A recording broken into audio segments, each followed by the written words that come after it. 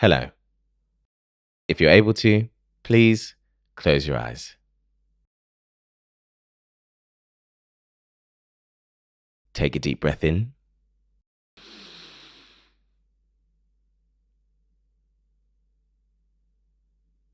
and a deep breath out.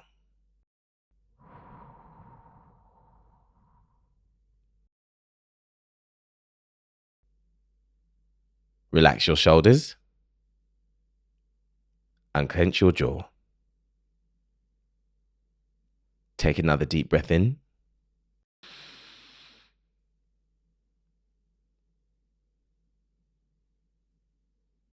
and another breath out.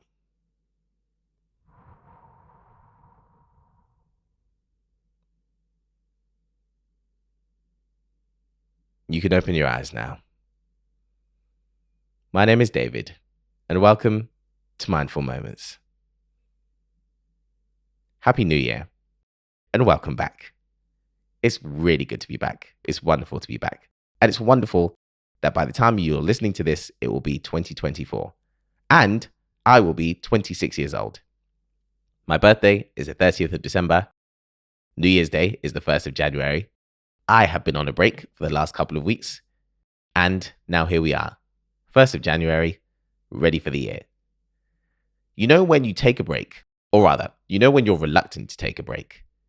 You take the break because you have to. And then whilst on the break, you think, I really don't know what I would have done if I didn't take this break. That's exactly how I felt when I took the break from making the podcast. Towards the tail end of 2023, I'd say probably from the end of November, I started to really feel symptoms of burnout. And I'm very proud of myself because I did the right things. I stepped back from the things I had to step back from. But it was difficult to do because last year, I really pushed myself the whole time, all year. I pushed myself as far as I could to make the most out of everything. And it really reaped its rewards, professionally and personally. I feel like I did a lot of things last year. I made a lot of progress in a lot of areas, and I was really proud of myself. But I really started to feel anxious in December, thinking about this year. As I said in previous episodes, my birthday and New Year's being so close to each other mean that around the end of the year, I get very reflective. And I started to really feel worried about 2024 and I started to think, what if I can't do this again next year? I don't know if I have this in me. And then I realized I don't have to do this again next year. This is what worked for me this year. Next year, if I need to take things easier, I can. I mean, worst case scenario, I can take the first half of the year easier, or I can start the year off easier and then see how I feel. And if I need to intensify things, I absolutely will. But what was abundantly clear is that I just needed to give my mind a bit of time off. So I did, and it worked wonders. Now here we are, a new year.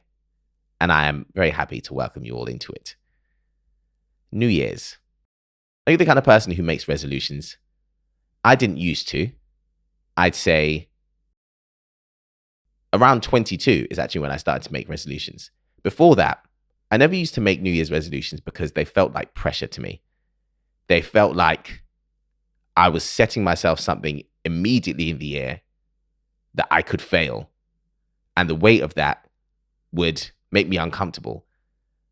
I also didn't feel it was 100% necessary. I kind of took resolutions as you're not good enough in this area. You need to be better. And you're going to start right now. And if you don't, then this year hasn't gone the way that you needed it to go. And because that was my view of it, it was quite negative. They weren't something that I participated in. Now I make resolutions every year. The shift in mindset kind of came from me realizing that New Year's resolutions are just a statement of intent. They're a decision. Well, to resolve yourself to something is to make a definite decision to do something. It's quite a powerful thing to resolve yourself to do something, but you can decide to do anything at any time. We just happen to make resolutions at New Year's because it's a convenient time. It's a restart. The start of a time is always a convenient time to do things differently and improve on things. So rather than seeing it as a pressure, I see it as an opportunity to evaluate all the things I have going on and look at the areas in which I want things to be different or better. I set my resolutions in kind of two categories. I have resolutions and aspirations. Resolutions are the things that are well within my power to do and that I know I'm capable of and that I'd really like to make happen. Aspirations are things that I can absolutely work towards, but maybe require a few things outside of my circumstances or outside of my own control, rather, happening for me for them to happen. So my resolutions are things that are within my control. Aspirations are things that I can work towards, but certain elements are out of my control. If all my resolutions happen, I'm very happy. If not all my aspirations happen, that's okay. Because, as I said, some of those things were outside of my control. The final part of resolutions being a healthy thing for me came when I started to feel that even if all my resolutions don't happen, that's okay too. We make resolutions at the beginning of a year, and we have no idea what that year holds for us. Something that feels like it could be valuable in January, by December could be something that doesn't fit with us and who we've become at all. So when we make resolutions and when we set ourselves things to do, we need to do that with the fact in mind that things can change over the course of a year. A year is a long time. A year is a really long time. So all of that to say, if you made resolutions, wonderful. It's a good thing to resolve ourselves to do certain things, but our decisions are always our decisions. And we can always decide to do other things depending on what's healthy for us and depending on what's good. If you're the kind of person who doesn't make resolutions, I also understand that. I feel it's quite a big thing actually to resolve yourself to do something at the beginning of the year, because I feel the tail end of a previous year is always very busy. There's the festive period, there's New Year's, there's lots of celebration. I mean, in my own personal life, my dad's birthday is the 28th of December. My birthday is the 30th of December. You've got New Year's, you've got Christmas, Boxing Day, New Year's, Christmas Eve. There's so much that goes on around that time. It feels quite breathless. Sometimes it feels like there's so much that goes on at the end of a year, and then New Year starts, and I feel like I need to wait for the dust to settle a little bit before I think about anything. When you go to a new place or you enter a new terrain, you don't just run in head first without looking around you. Sometimes I feel like you need to let things settle, look around, see what the circumstances are, let a bit of time elapse before you decide to put a foot forward. And that's how I like to approach things as well. In terms of setting resolutions, I'll set things that I know I would be able to do at any time. But generally, I don't think there's anything wrong. I think there's quite a lot right with waiting and seeing how we feel and letting the year settle in a little bit before we try and decide to do anything serious or we try and push ourselves too hard. I think sometimes it can feel like there's a real pressure to hit the ground running, start the year strong, start as you mean to go on. There's nothing wrong with that. But equally, if you feel like those aren't your circumstances or that's not how you feel or what you feel would be best for you right now, that makes perfect sense to me, I'll be honest. Giving things a little bit of time to settle in before we push ourselves, I think makes a bit of sense. When it comes to resolutions and the resolutions that we make, as I have said and will keep repeating, resolutions are supposed to be good for us. They're supposed to be helpful for us. They're not supposed to make us feel like we started the year on the back foot. We're not supposed to automatically or straight away go into a year feeling like I'm not good enough until I've done this or until I've executed this. So, when we've made resolutions, I feel that we should always start them or do them in a way that's sustainable. One of my personal philosophies that I just truly, truly believe is that it's better to do something slowly and consistently and have it stick than to do too much too soon and have it go away. Pushing ourselves too intensely, especially at things we're not particularly used to, just leads to us sometimes falling off it or not being able to be consistent with it and then feeling demoralized and feeling like we're not capable of doing those things when that's not the case. We just might have tried to do too much too soon. If anything, if we start something at a very low intensity, take our time and feel like, I've actually got more to give in this area, we can always increase the intensity. Whereas if we start off too intensely and stop, it's very hard to get back up again to try that thing. So I guess what I'm saying is a year is a long time. 365 are long days. Be gentle with yourself. Take things slowly, especially the things we want to stick. It's better to start off slow and consistent than be too intense too soon.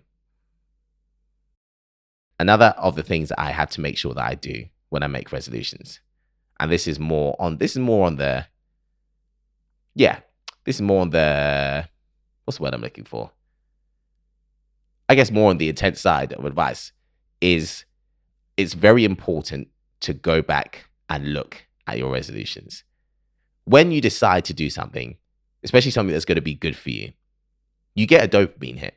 When I write down, I'm going to do these 5 things this year, it feels good. It feels really good to write those things down. It feels really good to tell people as well that you're going to do these things.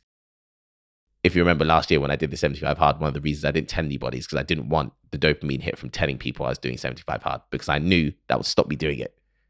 It's the same with my New Year's resolutions. I don't really tend to tell anybody. I tell my partner for accountability reasons, and also just because I tell her everything. But I tend not to tell people what my resolutions are. And I have to really be strong with myself and tell myself to go back to them and read them and make sure that I am doing the things that lead to those things.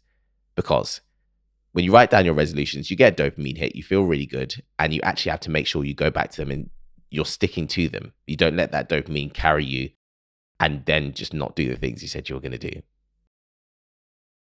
One big thing about resolutions, and when we resolve ourselves to do something, when we decide we're going to do something, one really big thing about resolutions is that they come from a place inside us of knowledge. They come from a place where we know we're capable of doing certain things. I didn't say this year that I'm resolving myself to be an astronaut, because I'm not going to be an astronaut. I have no interest in it, and I know it's not really possible. The things that I am going to resolve myself to do, I know I'm capable of. Otherwise, I wouldn't ask it of myself, really. Quite often, we know more than we think. Or we know more than we accept we know. If I say I'm going to do something, or tell myself I'm going to do something, that's because there's a part of me that knows I'm capable of this.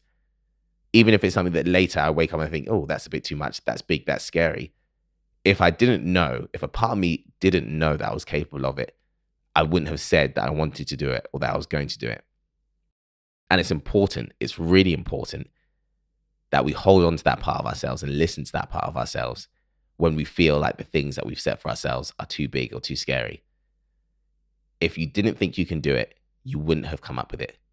If you can conceive it, you can believe it, and you can achieve it. I truly, truly believe that. You wouldn't have come up with it if you didn't feel like you could do it. So, small steps. Build towards it slowly. Do it consistent. 365 long days. You thought about it because you thought you could do it. You knew you could do it. So you can do it. You absolutely can do it. A year is a long time, but 2024 sounds like a very good year. I really like the sound of that year, 2024. I really like the sound of it. I'm very excited. I'm very optimistic. A year is a very long time, and we can't possibly see the things that come in a whole year. There have been years of my life where I've looked back and thought, glad that's over. There have been years of my life where I've looked back and felt extremely grateful, extremely happy at the things that have happened in the last 365 days. And in every year, there is a mix of all things: happiness, sadness, good and bad. My hope is always that there's more good than bad. But I know that there'll always be some of both. What I hope for all of us is that this year is full of wonderful things. There will be sadnesses and there will be difficulties this year. In those times, I hope that the good returns as soon as possible, and I know that you'll be strong enough to weather those difficult times. Every year, there have been bad things that you couldn't have foreseen, and if someone had told you about them previously, you probably would have thought, I'm not sure how I'd make it through something like that. But every time something bad has happened, you have made it through something like that. That's why you're here in January 2024. So, this year will have difficulties, but it will have good things that right now you cannot possibly imagine. So many of the good things that have happened in previous years have come without us having any idea that they'll be coming our way. And there are many, many things like that in store for us in 2024. Good things are coming. good things we can't even imagine right now. So, Happy New Year. 2024 is going to be a good one. And we're going to spend a lot of time together. I hope you enjoy every second of it, because I know I will. Whatever happens to us this year, I hope it's one for one. But as I said, we start off slow and consistent, 1 week at a time. So, thank you for being here. Thank you for listening. And whatever you're doing this week, I hope you have a wonderful one.